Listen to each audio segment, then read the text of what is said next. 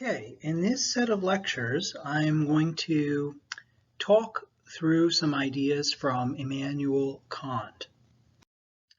Kant lived a little bit earlier than Bentham and Mill, but we read him after Bentham and Mill in this course because he's a bit harder to read and interpret. His ethical theory is a bit more complicated than Bentham and Mill's. Kant is almost universally recognized as one of the greatest philosophers who ever lived and wrote, which is interesting because he is he only lived 200 years ago, and he's had a very large influence on philosophy, in particular on ethics. He has a whole genre of ethical theory that is basically named after him. So a lot of contemporary ethicists would call themselves Kantians, much like some contemporary ethicists call themselves utilitarians. So he sort of has his thinking has inspired a school of further thinking that uses his ideas in various ways. He made contributions to other areas of philosophy and the sciences. In the sciences, probably his biggest contribution was something called the Nebular Hypothesis, which is an explanation of why it is that planets form and why they orbit around stars or suns when they form. So they make kinds of solar systems. It's an explanation in terms of Newton's laws for why those structures would appear in space.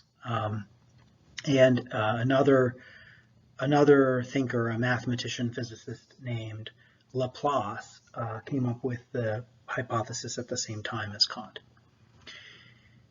Kant also wrote about epistemology, that is the theory of knowledge, what it takes to know something, and his most famous book, The Critique of Pure Reason, is about 650 pages in English translation and addresses questions like, to what extent are our ideas about reality accurately matching reality itself? Do we know, for instance, that the world as it is in itself, not just as we conceive of it, exists in space or in time? Or are space and time something like categories that our mind imposes on our experience of reality because of the way that our minds are structured?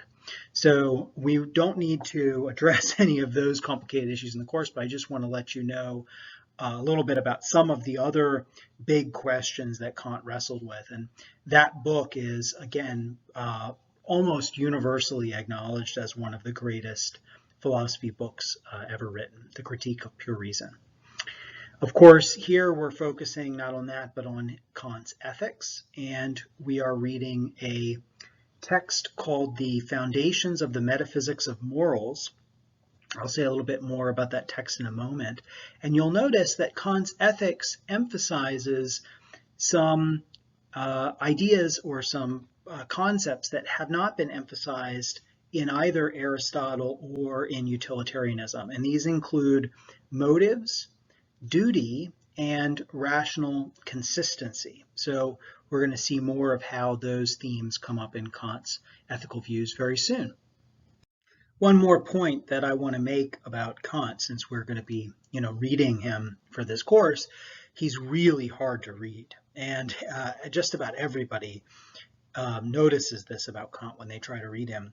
And he himself acknowledged that he was a pretty bad writer, which is kind of crazy because he's, again, almost universally recognized as a great philosopher, but a terrible writer. And he said at the beginning of The Critique of Pure Reason, he actually pleaded with readers to, if they could, try to express his ideas more clearly than he had, because he was very confident that the ideas were right, but he was afraid that his exposition of them, his description of them, was inadequate, was unclear, and with not enough examples and things like that.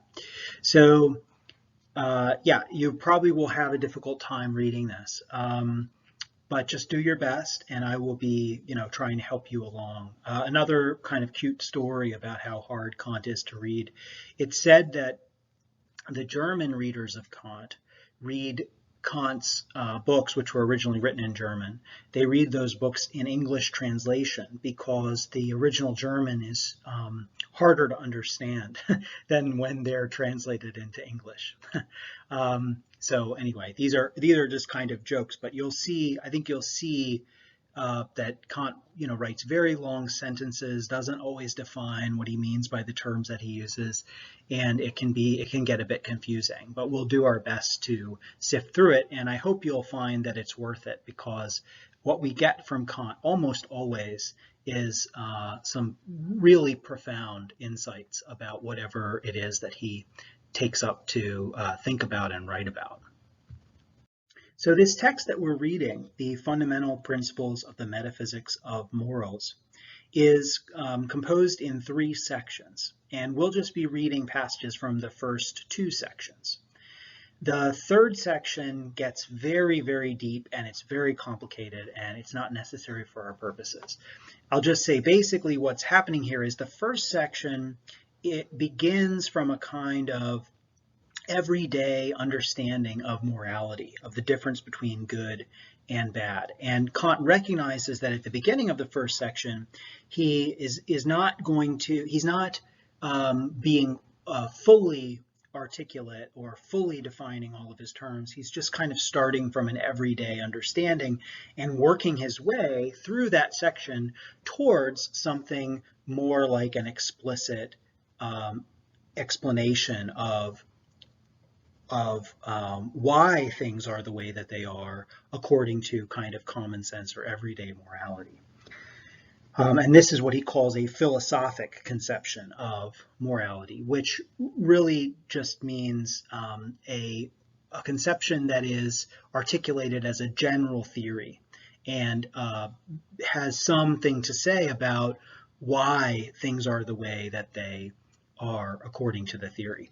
In the second section, Kant moves from that kind of philosophical understanding to what he calls the metaphysics of morals. And we'll say more about exactly what that is, what he means by that term metaphysics here.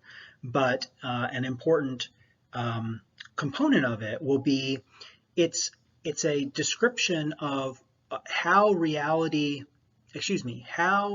morality and moral distinctions like good and bad fit into the way that reality as a whole is. So it's in a way going even deeper than what he had called the philosophic conception, because it's not just saying what the reasons are for the distinction between good and bad being what it is. It's not just having a general theory of the distinction good and bad, but it's actually placing the distinction between good and bad and the general principles that make up the general theory within an even more general understanding of the way that the world is and how morality fits into that.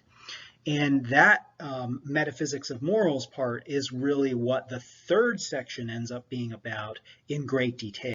And so again, that's more complicated than what we need to get into, but I just mentioned that it is there at the end of what we will discuss. So with that, I will dive into the first section, which is the one that we've read from for this week.